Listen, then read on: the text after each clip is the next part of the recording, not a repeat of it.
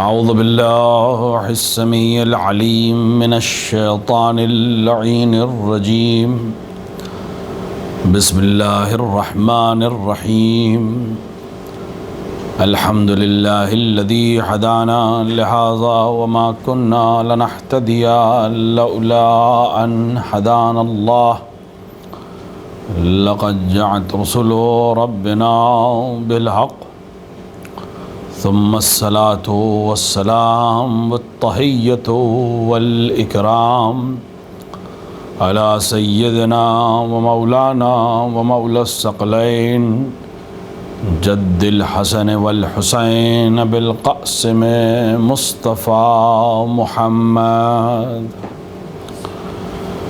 وعلى آله الطيبين الطاهرين المعصومين المنتخبين المظلومين لا سيما ابن عمه غالب على كل غالب مولانا علي بن أبي طالب وعلى صاحب الدعوات النبوية والصولة الحيدرية والعصمة الفاطمية والحلم الحسنية والشجاعة الحسينية والعبادة السجادية والمعاصر الباقرية والعاثار الجعفرية والعلوم الكاظمية والحجج الرضوية والجود التقوية والنقاوة النقوية والهيبة العسكرية والغيبة الإلهية صاحب العصر والزمان إمام الإنس والجان الحجة القائم المنتظر المهدي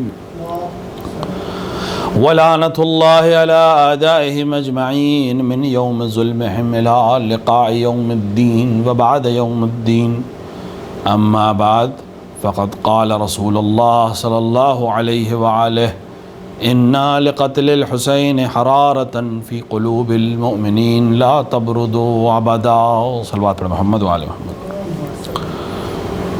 ارباب اعزاء، رسول اکرم صلی اللہ علیہ وآلہ کی بہت مشہور حدیث جس میں آپ نے ارشاد فرمایا کہ بے شک قتل حسین سے مومنین کے قلب میں ایک ایسی حرارت پیدا ہوگی جو کبھی ٹھنڈی نہیں ہوگی. اس ذیل میں کچھ باتیں، کچھ معارضات آپ کے سامنے پیش کیے گئے اور ہماری بات یہاں پہنچی کہ بغیر امام کی معرفت کے خدا کی معرفت نہیں ہو سکتی، اور معرفت الہیہ وہ چیز ہے جس کے لیے ہمیں اس دنیا میں بھیجا گیا ہے. مقصد حیات سوائے معرفت الہیہ کے کچھ نہیں ہے. اور معرفت الہیہ کیا ہے اور کیسے ہوگی، یہ ایک ایسا وسیع موضوع ہے کہ جس کے اوپر جتنی باتیں کی جائیں نتیجہ یہی آنا ہے کہ انسان اگر معرفت الہیہ چاہتا ہے تو اسے امام کی معرفت ہونا ضروری ہے. دیکھیں، خداوند عالم نے انسانوں کو خلق کیا تاکہ وہ اسے پہچانے. حدیث قدسی مشہور ہے، کنتو کنزن مخفیہ، میں چھپا ہوا خزانہ تھا، میں نے چاہا کہ مجھے پہچانا جائے لہٰذا میں نے خلق کیا. بس ہماری حیات کا مقصد ہے خدا کو پہچاننا. خدا نے ہمیں خلق اس لیے کیا کہ ہم اسے پہچانیں. اور ہمارا معاملہ کیا ہے؟ اگر ہم اطراف میں نگاہ کریں تو خدا کو پہچاننے اور پہچنوانے کا دعویٰ کرنے والے آپ کو بہت مل جائیں گے. کوئی کہے گا کہ کلیسا چلو ہم خدا کو پہچنوائیں گے، کوئی کہے گا گرجا چلو ہم خدا کو پہچنوائیں گے، کوئی کسی معبد میں لے جائے گا، کوئی کسی بتکدے میں لے جائے گا، کوئی مسجد لے جانے کی بات کرے گا، کوئی دیر میں لے جانے کی بات کرے گا، کوئی حرم میں لے جانے کی بات کرے گا، کوئی رقص میں خدا کو ڈھونڈے گا، کوئی بھکتی میں خدا کو ڈھونڈے گا، کوئی آسمانوں میں خدا کو ڈھونڈے گا، کوئی جنگلوں میں جا کر خدا کو ڈھونڈ رہا ہے، کوئی پہاڑوں میں جا کر خدا کو ڈھونڈ رہا ہے، کوئی کہہ رہا ہے کہ ہم انسانوں کے درمیان اچھی زندگی گزاریں، یہی خدا کی تلاش ہے. تو ہر انسان آپ کو مل جائے گا جو یہ دعویٰ کر رہا ہے کہ وہ خدا تک تمہیں پہنچا سکتا ہے. کوئی چیز ایسی تو ہے نہیں کہ جو دکھائی دیتی ہو، دکھ تو رہی نہیں ہے. تو جو جس طرح بتا رہا ہے، ایک عاصر، ایک جاہل، ایک نہ جاننے والا، جس کو عالم سمجھ رہا ہے اور سمجھ رہا ہے کہ یہ پہنچا سکتا ہے، وہ اسی کے پیچھے چلا جا رہا ہے. دیکھیے یہ بہت اہم مرحلہ ہے. انسان جس کو عالم سمجھ بیٹھتا ہے، پھر اس کی ہر بات کو وہ علم سمجھتا ہے اور اس پر یقین کر لیتا ہے، اور اس کی زندگی کی پوری محوریت پھر اسی یقین پر ہوتی ہے، جو بہت ممکن ہے کہ جہل ہو. دنیا میں لاکھوں کروڑوں انسان ہیں جو خدا کو نہیں جانتے، لیکن وہ اس بات کو قبول کرنے کو تیار نہیں ہے کہ وہ خدا کو نہیں جانتے. وہ اس بات کو قبول کرنے کو تیار نہیں ہے کہ وہ خدا کی پرستش نہیں کرتے. نہیں، وہ اپنے حساب سے خدا کی پرستش بھی کرتے ہیں. وہ الگ بحث ہے کہ ہماری زاویہ نگاہ سے وہ خدا نہیں ہے، لیکن وہ اپنی زاویہ نگاہ سے، اپنے نظریے سے اسے خدا سمجھ کر پرستش کر رہے ہیں. اب اس کی تصویر جو بھی ہو، تو ان کو کیسے نے بتایا کہ یہ خدا ہے؟ یہ جسے صحیح سمجھ رہے تھے، جسے عالم سمجھ رہے تھے، جسے دانا سمجھ رہے تھے، جسے جاننے والا سمجھ رہے تھے، اس نے بتایا کہ یہ ہے. اور تاریخ بھری پڑی ہے ایسے لوگوں سے جو یہ دعویٰ کرتے ہیں کہ وہ خدا کو جانتے ہیں. یہ بہت اہم چیز ہے. ہم کس طرح یقین کریں کہ یہ جو بتانے والا یہ واقعاً خدا کو جانتا ہے؟ اگر انسان کسی پر یقین کر لے اور اسے عالم سمجھ لے تو پھر اس کی بتائی ہوئی بات کو وہ علم سمجھتا ہے. آپ جس چیز کو نہیں جانتے، کتنی دفعہ ایسا ہوتا ہے کہ انسان کی پوری زندگی ایک جھوٹ کو اس لیے حقیقت مان کر گزر جاتی ہے کہ جس نے اسے بتایا تھا وہ اسے سچا سمجھتا تھا. کتنی دفعہ ہوتا ہے بچوں کو جو بات ماں نے بچپن میں بتائی تھی، آخر عمر تک وہ بات ان کو صحیح لگتی ہے، در حالانکہ وہ صحیح نہیں ہوتی ہے. صحیح اس لیے لگتی کہ بچپن میں ماں نے جو بات بتائی تھی وہ اس کے ذہن کے کسی حصے میں ہمیشہ ہمیشہ محفوظ رہتی ہے اور وہ اس پر اثر انداز ہوتی ہے. اسی لیے کہا گیا کہ بچوں کی تربیت جھوٹ پہ مت کریے. بچوں کو سلانے کے لیے ڈرا دیا، کسی ہیولا سے ڈرا دیا، کسی بھوت سے ڈرا دیا، کسی پریت سے ڈرا دیا، کسی چیز سے ڈرا دیا، اس وقت کا مرحلہ حل ہو گیا. لیکن اس بات سے یہ غافل رہی، یہ ماں، یہ والدہ یا باپ جو بھی اس کی تربیت کر رہا ہے، اس بات سے غافل ہے کہ یہ ڈر جو آج میں بچے کے دل میں بیٹھا رہی ہوں یا بیٹھا رہا ہوں، یہ آخر عمر تک اس کو اذیت کر سکتا ہے. وہ حیولہ جو ہے ہی نہیں واقعیت میں، یہ بچہ کافی دنوں تک اس کو واقعی سمجھ کر ڈرتا بھی رہے گا، ممکن اس کا پوری زندگی کا کردار اسی پہ بیس ہو جائے. لہٰذا بہت احتیاط کی ضرورت ہے. خصوصاً میں اپنی ماں اور بہنوں سے یہ عرض کروں گا کہ بچوں کی تربیت میں جھوٹ کا سہارا مت لیں، سچ کا سہارا لیں. اور بھی بہت سے طریقے ہیں. ایک بچے کے ذہن میں اگر نیگیٹیوٹی بیٹھا دی گئی تو اس کو صحیح کرنے میں برسہ برس لگ سکتے ہیں، بلکہ ممکن ہے کہ اس کی پوری زندگی اسی نیگیٹیوٹی کے ساتھ گزر جائے. ہر چیز جو اس کے سامنے آئے گی پہلے وہ اس کا نیگیٹو ایسپیکٹ دیکھے گا، پہلے وہ اس کو منفی پہلو دیکھے گا. اور جو انسان اس طرح سے تربیت پائے گا، آج کا روان شناس، آج کا سوشیولوجسٹ اس کو کہے گا کہ یہ انسان نیگیٹو مائنڈ ہے اور اس کو اچھائی میں بھی برائی نظر آئے گی. چیز کا فائدہ حاصل ہونے سے پہلے اس کو نقصان سمجھ میں آئے گا. یہ بہت اہم پہلو ہے. معرفت الہیہ کے لیے ہمیں ضروری ہے کہ ہم کسی ایسے کی تلاش کریں جو ہمیں اس خدا تک پہنچائے جو واقعی خدا ہو. کون پہنچا سکتا ہے؟ وہ جو جانتا ہو، وہ جو ہمیں بھی جانتا ہو کہ ہمارے اندر کیا وسعت ہے، اور اسے بھی جانتا ہو کہ اس کی اصلیت اور واقعیت کیا ہے. امام حسین علیہ السلام کے پاس ایک شخص نے خط لکھا اور امام سے پوچھا کہ امام معرفت الہیہ کیا ہے؟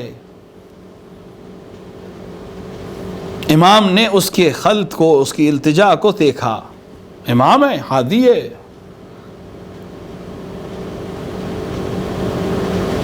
اور اس کی تشنگی کو اپنے علم کے ذریعے، اپنے کلام کے ذریعے سے سیراب کیا۔ اور ایک جملہ کہا، امام نے فرمایا کہ خدا کی معرفت ہر زمانے میں اس کے لوگوں کی اپنے زمانے کے امام کی معرفت ہی خدا کی معرفت ہے۔ امام حسین علیہ السلام نے ارشاد فرمایا، یعنی ہر زمانے میں جو لوگ موجود ہیں اپنے زمانے کے امام کی معرفت حاصل کر لیں، یہی معرفت الہیہ ہے۔ یہ نہیں فرمایا امام نے کہ معرفت امام حاصل کرو، اس کے ذریعے سے تمہیں معرفت الہیہ حاصل ہوگی، بلکہ کیا فرمایا؟ معرفت امام ہی معرفت الہیہ ہے۔ امام حسین علیہ السلام وہ شخصیت جسے خدا نے خاص منتخب کیا اپنے امور کے لیے، وہ بہت عام شخصیت نہیں ہے امام حسین، امام ہے اس میں کوئی شک نہیں، لیکن کچھ خاص چیزیں آپ کو عطا کی ہیں خداوند عالم نے، کچھ خصوصیات جو امام حسین علیہ السلام کو خداوند عالم نے عطا کی ہیں وہ کسی دوسرے امام کو نہیں عطا کی۔ کچھ چیزیں ایسی امام حسین علیہ السلام کو عطا کی ہیں جو آپ سے بزرگ اور برتر افراد کو عطا نہیں کی۔ دیکھیں 4 ہستیاں ایسی ہیں جو امام حسین سے افضل ہیں، اس میں کوئی شک نہیں ہے۔ رسول اکرم امام حسین سے افضل ہیں، امیر المومنین امام علی امام حسین سے افضل ہیں، اس میں کوئی شک نہیں ہے۔ صدیقہ طاہرہ سلام اللہ علیہا امام حسین سے افضل ہیں، ماں ہے امام حسین کی۔ امام حسن مجتبی امام حسین سے افضل ہیں، کیونکہ اپنے زمانے میں امام حسن امام حسین کے بھی امام ہیں۔ اور یہ جملہ امام حسین نے فرمایا، جدی خیر منی، امام حسین نے روز عاشورہ یہ جملہ جناب زینب کبریٰ سے فرمایا، جدی خیر منی، میرے جد یعنی رسول اکرم مجھ سے بہتر ہیں، ابی خیر منی، میرے بابا علی مرتضیٰ مجھ سے بہتر ہیں، امی خیر منی، میری ماں مجھ سے بہتر ہیں، اخی الحسن خیر منی، میرے بھائی حسن مجھ سے بہتر ہیں۔ دلاسا دے رہے تھے جناب زینب کو کہ جب یہ افراد اس دنیا سے چلے گئے جو مجھ سے بہتر ہیں تو مجھے بھی جانا ہے۔ لیکن اس کے باوجود خداوند عالم نے امام حسین کو کچھ خصوصیتیں عطا کی ہیں۔ اب جب بات آ گئی ہے تو آج اسی کو ذکر کر لے، وہ بحث میں بھولا نہیں، وہ بحث اپنی جگہ پہ موجود ہے۔ امام حسین علیہ السلام کو جو خصوصیتیں خداوند عالم نے عطا کی، کچھ کا تعلق آپ کے شجرے سے ہے، آپ کے حسب و نسب سے، جس میں بعض ممکن ہے امام حسن بھی شریک مانے جائیں، لیکن بہرحال امام حسین کو عطا ہوا ہے۔ امام حسین نے روز عاشورہ کہا لوگوں سے کہ خوینات کا میرے خون سے، میرے قتل سے تم لوگ باز رہو، کیونکہ روئے زمین پر کوئی نہیں ہے جو یہ دعویٰ کر سکے کہ وہ رسول کا نواسا ہے۔ یہ شرف صرف امام حسین کو حاصل ہے اور امام حسن مجتبی کو حاصل ہے کہ وہ رسول کے نواسے ہیں، رسول کی اکلوتی بیٹی کے بیٹے ہیں۔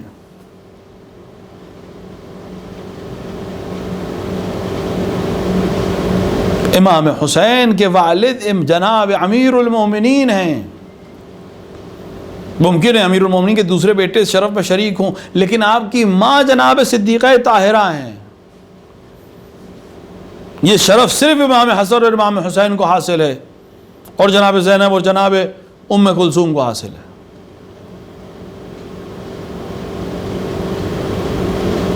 آپ کا نام، آپ کی ولادت، ابھی نام سے پہلے ولادت، آپ کی ولادت خاص ہے۔ آپ 6 مہینے میں اس دنیا میں آئے، یعنی آپ کی مدت حمل صرف 6 مہینہ ہے۔ پوری تاریخ بشریت میں صرف 2 انسان ہیں جو 6 مہینے میں پیدا ہوئے اور زندہ رہے، ایک جناب یحییٰ جو پیغمبر گزرے ہیں، اور ایک جناب امام حسین علیہ السلام۔ یہ خصوصیت ہے جو خداوند عالم نے آپ کو عطا کی۔ 6 مہینے میں کوئی بچہ دنیا میں آنے والا زندہ نہیں رہتا انسان کی اور بچہ، لیکن امام حسین کو خدا نے عمر دی، صحت دی، خصوصیت دی کہ آپ 6 مہینے میں دنیا میں آئے. دنیا میں آ گئے تو نام آپ کا منتخب کرنے میں خدا نے اپنے لیے خاص رکھا. لوح محفوظ سے نام آیا، عام شخصیت نہیں ہے. حسین نام اللہ کا منتخب کردہ ہے. جس کا نام خدا کا منتخب کردہ ہو، جس کا لقب خدا کا منتخب کردہ ہو، جس کی کنیت خدا کا منتخب کردہ ہو، اس کا مقابلہ کوئی کیسے کر سکتا ہے؟ یعنی رسول نے بھی نام نہیں رکھا، خدا نے بھیجا. خصوصیت ہے آپ کا نام خدا نے رکھا. آپ 6 مہینے میں دنیا میں آئے. اس کے علاوہ خداوند عالم نے کچھ چیزیں خاص امام حسین کو عطا کی. خاص، اس میں تو ممکن ہے کچھ لوگ شریک ہوں. کچھ چیزیں بالکل خاص ہیں. پہلی چیز جو آپ کو خداوند عالم نے عطا کی، جو صرف اور صرف آپ کی ذات سے مخصوص ہے، وہ ہے آپ کی قبر کی مٹی کا خاک شفا ہونا. رسول اکرم کی قبر، خدا ہم سب کو جانا نصیب کرے، رسول اکرم کی قبر متبرک ہے، لیکن اس قبر کی خاک آپ منہ میں نہیں رکھ سکتے. شریعت محمدی میں مٹی کھانا حرام ہے. امیر المومنین کی قبر اطہر ملجا و ماوا ہے، فرشتگان کے آنے کی جگہ ہے، ملائک کے آنے کی جگہ ہے، انبیاء اور اوصیاء کے آنے کی جگہ ہے، لیکن اس قبر کی خاک اٹھا کر منہ میں نہیں رکھی جا سکتی. امام حسن کی قبر بقیع میں موجود ہے، لوگوں کے لیے زیارت گاہ ہے، اور خدا آل سعود کو نیست و نابود کرے، جلد وہاں مزارات تعمیر ہوں اور وہاں بھی زائروں کا مجمع ہو. لیکن اس قبر پر جا کر زیارت پڑھی جا سکتی ہے، توسل کیا جا سکتا ہے، تبرک لیا جا سکتا ہے، لیکن مٹی کو منہ میں نہیں رکھا جا سکتا. صرف اور صرف امام حسین علیہ السلام کی قبر مطہر کو یہ شرف خداوند عالم نے عطا فرمایا ہے کہ اس مٹی کو خاک شفا قرار دیا ہے. وہ خاک منہ میں رکھ کر انسان ہر درد سے شفا حاصل کر سکتا ہے. فی تربتہ دواء من کل دعا، آپ کی تربت میں دوا ہے تمام رنج و علم سے، تمام بیماریوں سے. یہ خاص ہے امام حسین سے. کسی دوسرے امام کو، کسی دوسرے پیغمبر کو، کسی دوسرے نبی کو، کسی دوسرے صالح کو، کسی کو یہ شرف حاصل نہیں. اور یہاں تک کہ روز عید الفطر کے اعمال میں اگر آپ اٹھا کر دیکھیں تو اعمال روز عید فطر میں مستحب ہے کہ انسان خاک شفا سے روزہ افطار کرے. یعنی عید کے دن چونکہ روزہ حرام ہے، لیکن انسان بہرحال جب صبح اٹھے گا عید کے دن تو کچھ نہ کچھ کھا کر یہ اعلان کرے گا کہ آج روزے سے نہیں ہے، عید کا دن ہے. مستحب ہے کہ خاک شفا منہ میں رکھے. البتہ اس کے آداب ہیں، کس طرح خاک شفا اٹھائی جائے، کس طرح دعا پڑھی جائے، کس طرح نیت سے اور شفا کی نیت سے اس کو منہ میں رکھا جائے. لیکن بہرحال صرف ایک خاک ہے پوری دنیا میں جس کو شریعت نے جائز قرار دیا ہے، بلکہ عید کے دن مستحب قرار دیا گیا ہے. وہ خاک امام حسین کی قبر اطہر کی خاک ہے. یہ خاص ہے امام حسین سے. دوسری چیز جو امام حسین کو عطا کی گئی وہ یہ کہ آپ کے قبے کے نیچے دعائیں مستجاب ہیں. دعا حرم امیر المومنین میں بھی پوری ہوتی ہے، دعا حرم رسول میں بھی پوری ہوتی ہے، دعا خانہ کعبہ میں بھی پوری ہوتی ہے، دعا ہر مسجد میں بھی، گھر میں بھی، ہر جگہ قبول ہوتی ہے. اللہ ہر دعا کو سننے والا ہے. لیکن جہاں کے لیے سند آئی ہو، جہاں کے لیے رسول نے قول اور گارنٹی لی ہو کہ یہاں دعا قبول ہوگی، وہ قبہ حسین ابن علی ہے. ائمہ میں صرف آپ کی قبر اطہر کو یہ شرف حاصل ہے کہ مسافر وہاں نماز پوری پڑھ سکتا ہے. اختلاف علماء میں ضرور ہے کہ کس حد تک نماز پوری پڑھی جا سکتی ہے. بعض کے نزدیک صرف زری سے کچھ حصے تک پڑھی جا سکتی ہے، بعض کے نزدیک حرم تک پڑھی جا سکتی ہے، بعض کے نزدیک پورے شہر کربلا میں پڑھی جا سکتی ہے. لیکن اس میں سب کا اتفاق ہے کہ حسین ابن علی کی قبر کے پاس مسافر نماز پوری پڑھ سکتا ہے. مسافر کی نماز قصر ہے، ظہر قصر پڑھے گا، عصر قصر پڑھے گا، عشاء کی نماز قصر پڑھے، ہر 4 رکعت کی نماز 2 رکعت پڑھے گا، لیکن اسے اختیار ہے حالت سفر کے باوجود کہ کربلا میں قبر حسین کے نزدیک اپنی نماز پوری پڑھ سکتا ہے۔ آپ حرم امیر المومنین میں نہیں پڑھ سکتے، آپ کاظمین اور شریفین میں نماز نہیں پڑھ سکتے، آپ سامرہ میں امامین امام جواد اور امام عسکری، امام نقی اور امام عسکری کی قبر کے اطہار کے نزدیک نماز مسافر ہونے کی حالت میں پوری نہیں پڑھ سکتے۔ مسجد الرسول میں پڑھ سکتے ہیں، مدینے میں چونکہ خاص شرف مدینے کو حاصل ہے، مکے میں پڑھ سکتے ہیں، خاص شرف حاصل ہے مکے کو، کوفے میں پڑھ سکتے ہیں جہاں کسی امام کی قبر نہیں ہے، لیکن اگر کسی امام کی قبر کے نزدیک مسافر نماز پوری پڑھ سکتا ہے وہ صرف امام حسین علیہ السلام ہے۔ یہ شرف امام حسین کو عطا ہوا ہے۔ امام حسین علیہ السلام کی ولادت جس مہینے میں ہے، کس مہینے میں ہے؟ شعبان میں۔ جس مہینے میں امام حسین کی ولادت ہے اس میں کسی معصوم کی شہادت نہیں ہے، اور جس مہینے میں امام حسین علیہ السلام کی شہادت ہے اس میں کسی معصوم کی ولادت نہیں ہے۔ محرم میں کسی معصوم کی ولادت نہیں ہے، شعبان میں کسی معصوم کی شہادت نہیں ہے۔ اکثر ہوتا ہے 13 رجب کو ولادت ہے امیر المومنین کی، رجب کے مہینے میں ولادت ہے امیر المومنین کی، لیکن رجب کے مہینے میں شہادت بھی ہے امام موسیٰ کاظم کی۔ سفر کے مہینے میں رسول اکرم کی شہادت ہے، بعض روایات کے مطابق امام حسن مجتبیٰ کی بھی شہادت ہے، اور بعض روایات کے مطابق امام موسیٰ کاظم کی ولادت بھی ہے، اور ہر مہینے میں اس طرح آپ کو مل جائے گا۔ لیکن یہ خاص ہے امام حسین سے کہ شعبان میں جو خوشی کا مہینہ امام حسین کی ولادت کے عنوان سے ہے اس میں کوئی شہادت نہیں ہے، اور محرم جو غم کا مہینہ ہے امام حسین کی وجہ سے اس میں کوئی ولادت نہیں ہے۔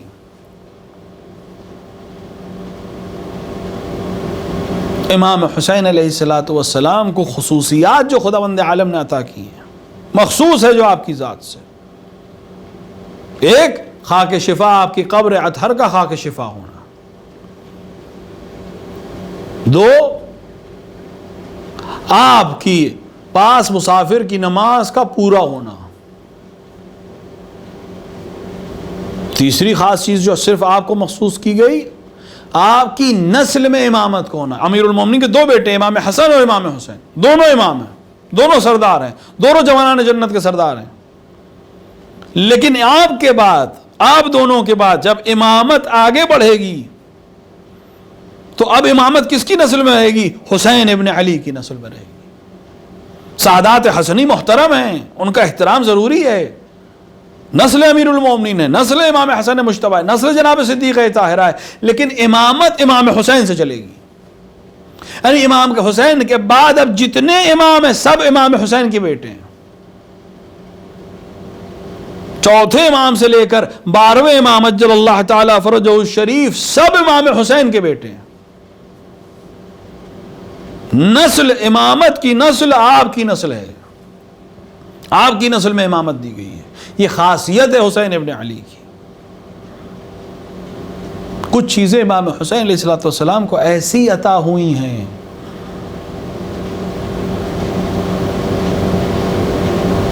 کہ جس میں کوئی امام شریک نہیں ہے، خاصیتیں امام حسین کی۔ جیسے میں نے عرض کیا، ولادت جس مہینے میں ہے کسی کی شہادت نہیں ہے، شہادت جس مہینے میں کسی کی ولادت نہیں ہے، اسی طرح کچھ چیزیں خاص ہیں امام حسین سے۔ آپ واحد امام ہیں جو میدان جنگ میں شہید ہوئے ہیں، کوئی دوسرا امام میدان جنگ میں شہید نہیں ہوا ہے۔ تلوار سے امیر المومنین کی شہادت واقع ہوئی ہے، آپ کے سر پہ تلوار لگی ہے، لیکن میدان جنگ میں شہید نہیں ہوئے ہیں، آپ مسجد میں تھے، گھر پہ آپ شہید ہوئے ہیں۔ باقی تمام ائمہ سب شہید ہیں، لیکن میدان جنگ میں صرف امام حسین شہید ہوئے ہیں۔ آپ واحد امام ہیں جن کے سر اور تن میں جدائی کی گئی ہے، کسی اور امام کے ساتھ یہ ظلم نہیں کیا گیا، آپ واحد امام ہیں۔ کہ جن کے سر اور تن میں جدائی کی گئی. آپ واحد امام ہیں جن کے سر کی تشہیر کی گئی ہے، یعنی دیار بدیار اس سر کو لے جایا گیا ہے. آپ واحد امام ہیں جنہیں غسل اور کفن نہیں دیا گیا. یہاں پر لوگ پڑھ کر چلے جاتے ہیں، آپ سن لیتے ہیں.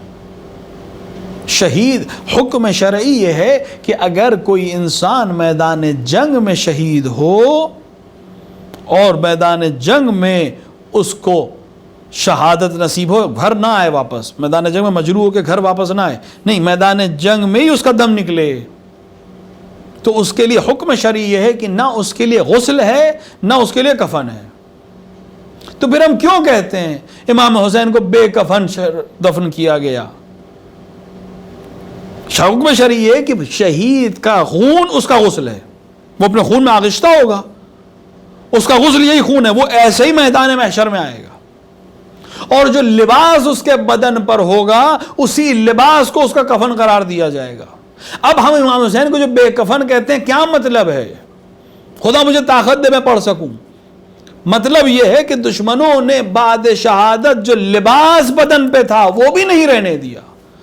آپ واحد امام ہیں جن کی جسد اطہر عریاں تھی میدان کربلا میں. کسی اور امام کو اس طرح سے عریاں نہیں کیا گیا. 3 دن تک آپ کی لاش اطہر میدان کربلا میں بغیر کسی سائے کے تھی. ہاں، بعض روایات میں ہے کہ کچھ پرندے آپ کی قبر کے اوپر آپ کی جسد اطہر پر سایہ کیے ہوئے تھے. یہ تمام چیزیں جو امام حسین پر گزری، اسی کی وجہ سے خدا نے آپ کو خصوصیتیں عطا کی ہے. آپ آج بھی ہدایت کا مرکز ہیں. جو اپنے آپ کو حسین سے نزدیک کرتا ہے، خدا اس کو شرف دیتا ہے، عزت دیتا ہے. جو آپ کی ذریع تک پہنچتا ہے اسے کمال ملتا ہے، جو آپ کی ذات سے نزدیک ہوتا ہے اسے کمال ملتا ہے. اور حسین ابن علی اپنے چاہنے والوں کے ہر عمل کی پاداش اس کو فوراً عطا کرتے ہیں. ہم عزاداری کر رہے ہیں، حسین کی عزاداری برپا کر رہے ہیں، حسین ہمیں دیکھ رہے ہیں اور ہمارے ہر عمل کو دیکھ رہے ہیں، اور روز محشر بھی ہماری شفاعت کریں گے انشاءاللہ، اور اس دنیا میں بھی ہمیں عطا کرتے ہیں. کتنے ہیں ہمیں اور آپ میں جن کو حسین نے اس دنیا میں وہ عطا کیا جس کو کوئی عطا نہیں کر سکتا تھا.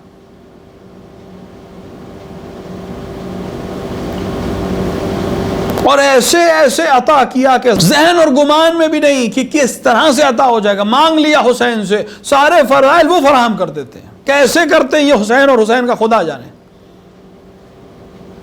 لاکھوں کروڑوں انسان مل جائیں گے جنہوں نے حسین سے کیا مانگا اور حسین نے کیسے عطا کیا.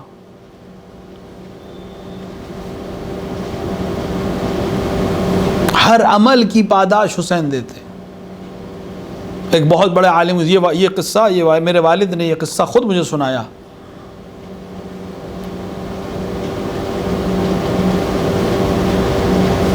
حسین ابن علی کے حرم میں ایک عالم دین نجف سے کربلا آئے.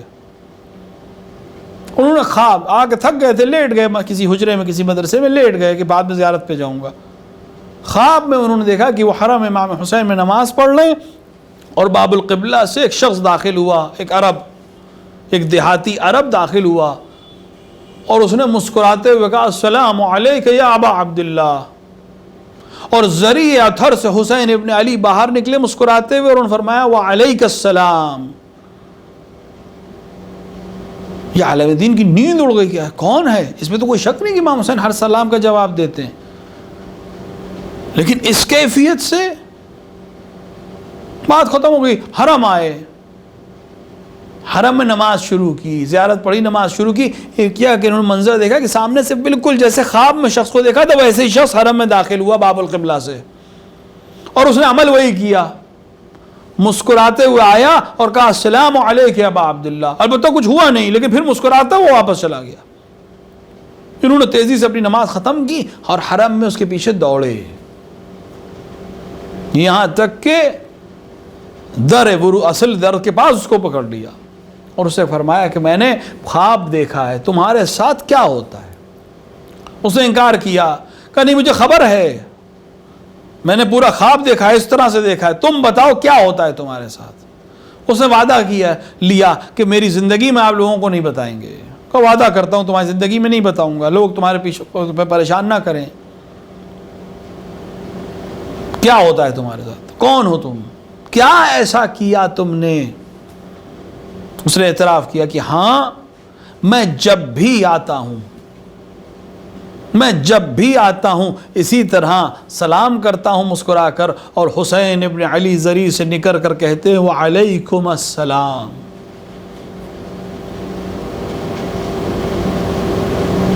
عالم دین کا تم نے ایسا کیا کیا؟ میں نے پوری عمر صرف کر دی ہے علوم اہل بیت میں، اس کا یقین ہے کہ امام جواب دیتے ہوں گے میرے سلام کا، لیکن اس طرح سے نکل کر تمہیں مسکرا کر کیوں جواب دیتے ہیں؟ کیا کیا؟ کہا میں کربلا کے باہر دیہات کا ایک رہنے والا ہوں، محنت و مشقت و مزدوری کر کے اپنی زندگی گزارتا ہوں، میرے تو بوڑھے ماں باپ ہیں، میں اپنے والد کو، انہوں نے مجھ سے بس یہی کہا ہے کہ مجھے تم سے کچھ نہیں چاہیے، صرف ہر شب جمعہ ہمیں زیارت حسین ابن علی کے لیے لے چلو۔ میں ہر ہفتے اپنی ایک والد کو یا اپنی والدہ کو، یعنی ایک ہفتے اپنے والد کو، دوسرے ہفتے اپنی والدہ کو لے کر حرم آتا تھا۔ ہر ہفتے یہ ہمارا معمول، ہر شب جمعہ ایک شب جمعہ اپنے والد کو لے کر آتا تھا، اگلے شب جمعہ اپنی والدہ کو لے کر آتا تھا۔ یہاں تک کہ ایک دن بہت شدید بارش ہو رہی تھی، لیکن شب جمعہ تھی، میں نے اپنے والد کو خچر پہ سوار کیا، سواری پہ سوار کیا کہ حرم لے چلوں۔ میری ماں نے بھی مجھ سے کہا مجھے بھی لے چلو۔ میں نے کہا مشکل ہے، بارش بہت ہو رہی ہے، نہیں میں چاہتی ہوں لے چلو۔ تو میں نے اپنے والد کو سواری پر سوار کیا اور اپنی والدہ کو اپنی پیٹھ پر سوار کیا اور ان کو لے کر حرم آیا۔ تھک گیا تھا، حرم میں چور تھا میں جب پہنچا کربلا، ہمت نہیں ہو رہی تھی، صحن میں بیٹھ گیا۔ کسی نے مجھ سے کہا یہاں تک آئے حسین کو سلام تو کرو اپنے امام کو جا کر۔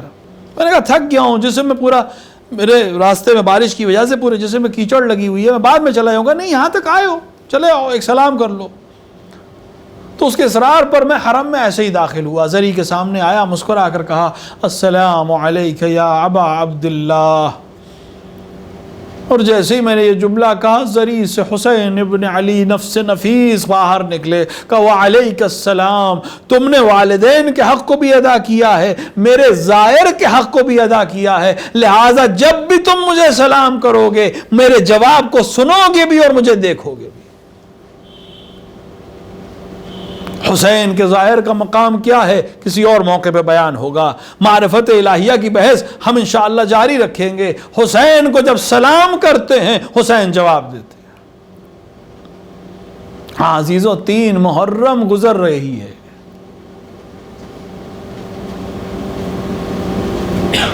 حسین ابن علی جب مکے سے چلے تھے تو بہت سے لوگ آپ کے ساتھ ہو گئے تھے، حسین نے کسی سے آنے کو نہیں کہا تھا، لوگ خود آ گئے تھے، اور ان میں سے بعض ایسے تھے کہ جیسے جیسے مراحل سخت ہوئے بعض چلے گئے، ہزاروں کی تعداد میں لوگ مکے سے نکلے تھے امام حسین کے ساتھ، لیکن جب راستے میں مسلم کی شہادت کی خبر ملی کچھ لوگ چلے گئے، قیس ابن مسحر کی شہادت کی خبر ملی کچھ لوگ چلے گئے۔ جب یقین ہو گیا کہ حسین اب حکومت کے لیے، تخت و تاج کے لیے، دولت کے لیے نہیں جا رہے، تو صرف خاص آپ کے پاس رہ گئے، یہاں تک کہ امام حسین کربلا پہنچ گئے۔ 2 محرم سن 61 ہجری حسین ابن علی کربلا میں وارد ہوئے اور ابن زیاد کی فوجوں نے آپ کو گھیرنا شروع کیا، یہاں تک کہ امام حسین چاروں طرف سے گھیر لیے گئے۔ حسین ابن علی نے ان میں اپنے ساتھیوں میں کسی کو بلایا نہیں تھا، بلکہ برعکس آپ سب سے کہہ رہے تم لوگ چلے جاؤ، کیونکہ یہ لوگ مجھے چاہتے ہیں، مجھے قتل کرنا چاہتے ہیں، مجھے گرفتار کرنا چاہتے ہیں، تم لوگ چلے جاؤ۔ مختلف موقعوں پہ کہا ہے۔ بعض علماء روایت کرتے ہیں کہ ایک دن بھائی اور بہن بیٹھے باتیں کر رہے تھے کربلا میں، بعض نے اختلاف کیا کہ شاید کربلا سے پہلے کا قصہ ہو، لیکن بہرحال امام حسین اور جناب زینب باتیں کر رہے تھے. جناب زینب نے ایک بات کہی، بھیا تمہیں گھیرنے تمہارے دشمن تو ہر طرف سے آ رہے ہیں، کیا کوئی تمہارا چاہنے والا نہیں ہے؟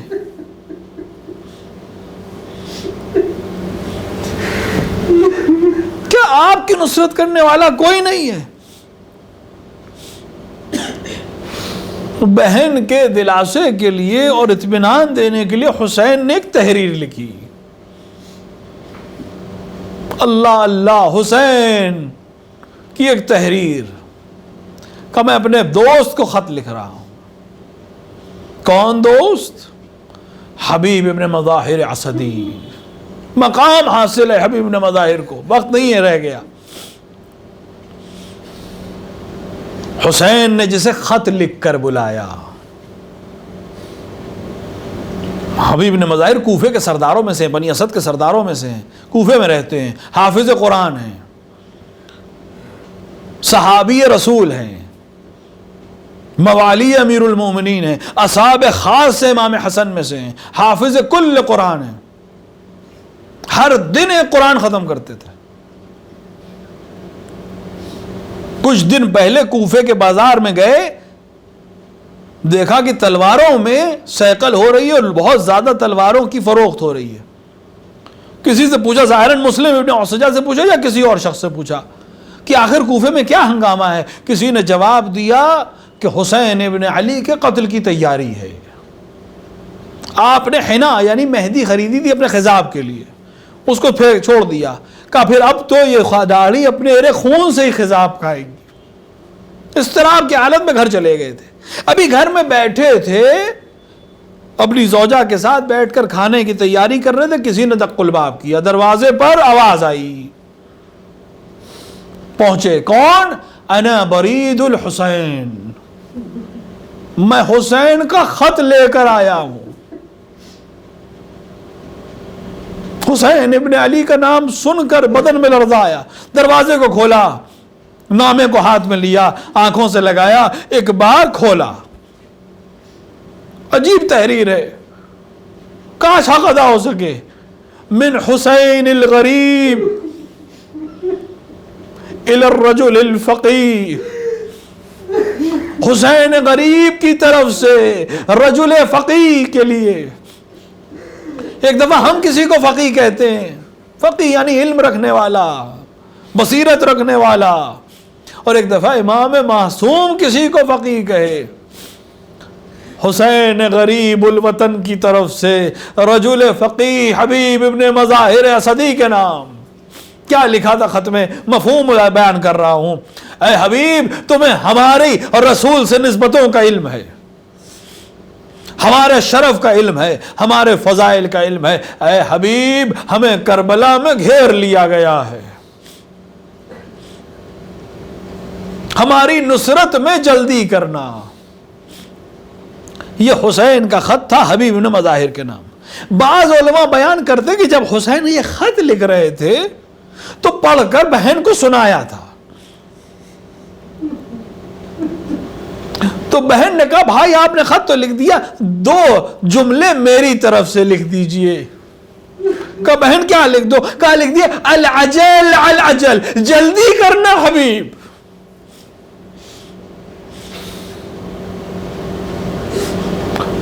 حسین کا خط پڑھ کر حبیب دروازے پہ کھڑے رہ گئے.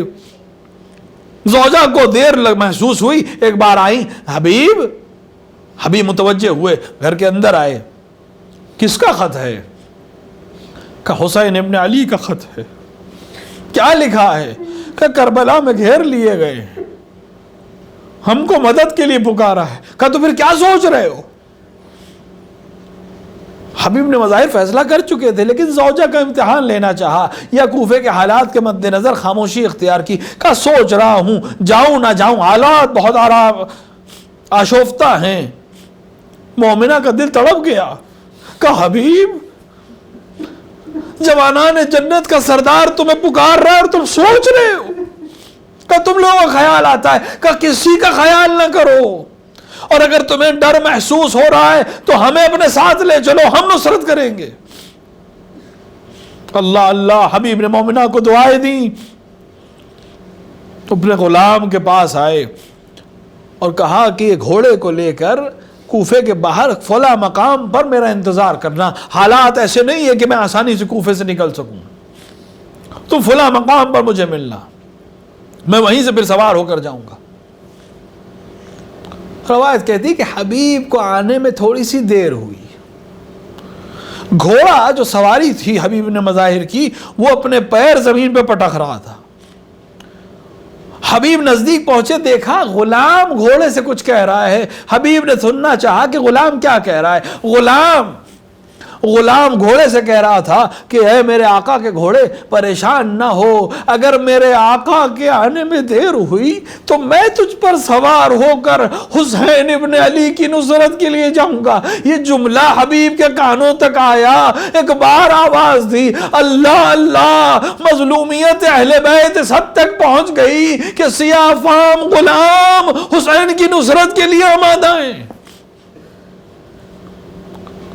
حسین کی نصرت کے لیے حبیب گھوڑے پر سوار ہوئے، میدان کربلا کا رخ کیا۔ بعض روایات میں ہے کہ پہلے آپ قبیلے بنی اسد گئے اور وہاں سے کچھ افراد کو تقریر کے ساتھ تیار کیا۔ بعض روایات میں کہ 100 سے زیادہ لوگ حبیب بن مظاہر کے ساتھ حسین کی نصرت کے لیے قبیلے بنی اسد سے نکلے، لیکن ابن زیاد کے لشکریوں نے ان کو گھیر لیا، قتل و غارت ہوئی اور بہت سے لوگ شہید کر دیے گئے، لیکن کسی طرح حبیب پہنچ گئے۔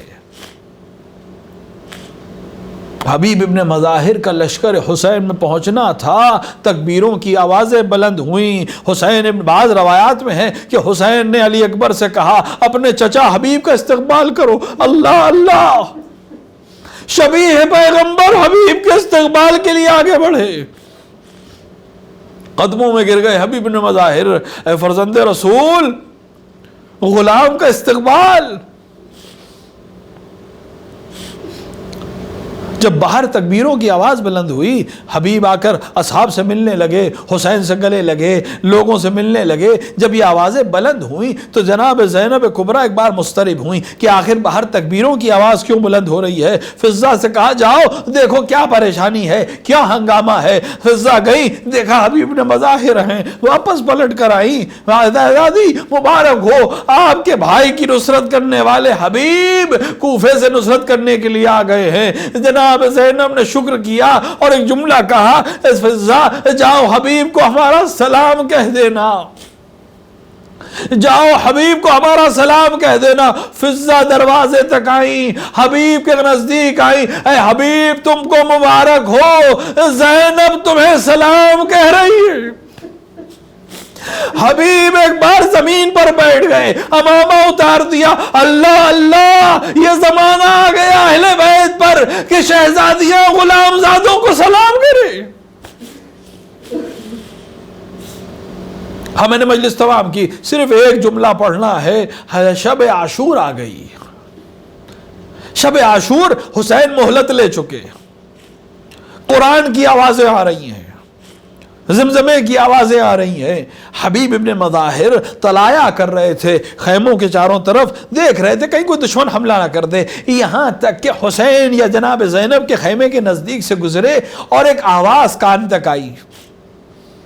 یہ زویا جناب زینب امام حسین سے کہہ رہی تھی، اے بھیا ہمارے تم نے اپنے اصحاب کا امتحان لے لیا ہے، کیونکہ میرے جد حسین، میرے جد کے اصحاب نے ان کے ساتھ باوفائی نہیں کی تھی، بابا کے اصحاب نے ان کے ساتھ باوفائی نہیں کی تھی، بھیا حسن کے اصحاب نے ان کے ساتھ باوفائی نہیں کی تھی، کیا آپ کے اصحاب باوفا رہیں گے؟ کل کہیں ایسا تو نہیں کہ آپ کو تنہا چھوڑ دیں گے؟ یہ بات بہن اور بھائی کے درمیان چل رہی تھی، حبیب کے کان سے ٹکرائی۔ ایک بار حبیب نے آواز بلند کی، یا اصحاب الحسین و یا انصار الحسین، اے اصحاب حسینی اور اے انصار حسینی، اپنے خیموں سے باہر نکلو۔ حبیب کی آواز بلند ہونی تھی۔ مسلم نے اوسجا باہر نکلے، زہیر ابن قین باہر نکلے، ہلال باہر نکلے، تمام اصحاب ایک بار جمع ہوئے۔ حبیب سردار ہیں بنی اسد کے، ایک بار کہا، اے اصحاب و انصار حسینی، زینب کبریٰ کو ہماری وفاداری پر یقین نہیں نہیں ہے، یہ سننا تھا۔ ایک بار اصحاب نے تلواروں کو باہر نکالا، آواز آدی، اے زینب کبریٰ، اے شہزادی، اگر ہماری وفاداریوں پہ یقین نہیں، حکم کیجئے اپنی تلواروں سے اپنے سر و تن میں ابھی جدائی کر دے۔ اللہ اللہ، شب عاشور یہ منظر ہے، روز عاشور نمودار ہوا، ایک ایک صحابی اجازت لے کے میدان میں جاتا ہے۔ صرف 2 مرحلے ہیں جہاں حسین کے چہرے کے اوپر کرب کے آلات نظر آئے۔ جو بھی ساتھی جاتا تھا حسین کا چہرہ ہر شہید کی شہادت سے سرخ ہوتا تھا، لیکن 2 شہید ہیں جن کی شہادت پر حسین کا چہرہ بدل گیا۔ ایک شہید وہ شہید ہے جو نہر کے کنارے شہید ہوا، اور دوسرا شہید جس کے جانے پر حسین کے چہرے کا رنگ متغیر ہوا، وہ کوئی اور نہیں، حبیب ابن مظاہر اسدی تھے۔ آقا غلام کو اجازت دیجئے، حبیب، بوڑھا حبیب میدان کربلا میں جوانوں کی طرح جنگ کر رہا تھا۔ یکا یک حبیب زمین پر گرے، حسین کو آواز دی، حسین کے چہرے پر شکست کے آثار نمودار ہوئے، حبیب کے جنازے پر پہنچے۔ اے حبیب، اس غربت کے عالم میں حسین کو چھوڑ کر جا رہے ہو، اے حبیب تمہارے جانے کے بعد حسین کے اصحاب کا مجمع تمام ہو جائے گا۔ میں عرض کروں گا آقا، حبیب نے وعدہ کیا تھا کہ شہزادی کیوں غلام زادوں کو سلام کر رہی ہے؟ میں کہوں گا حبیب اچھا ہوا دنیا سے چلے گئے، عصر عاشور کے ہنگام کو دیکھنا، شادیاں آزادیاں ہوں گی، خیمے ہوں گے، بلوا ہوگا، کوئی آواز دے رہا ہوگا، الا ذبح الحسین بکرب و بلا، الا قتل الحسین بکرب۔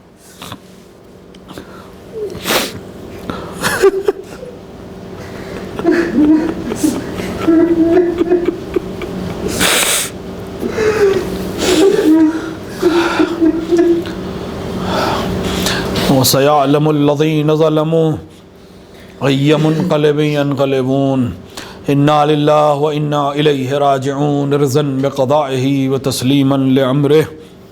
خدایا ہمارے اس مختصر عمل کو قبول فرما، ہمارے درمیان جو حاجت مند ان کی حاجتوں کو پورا فرما، جو بیماروں نے شفائے کاملہ و عاجلہ عطا فرما۔ خدایا ہمیں توفیق عطا فرما کہ ہم عزاداری کی نعمت کو صحیح طریقے سے استعمال کر سکیں اور اس کے حق کو ادا کر سکیں۔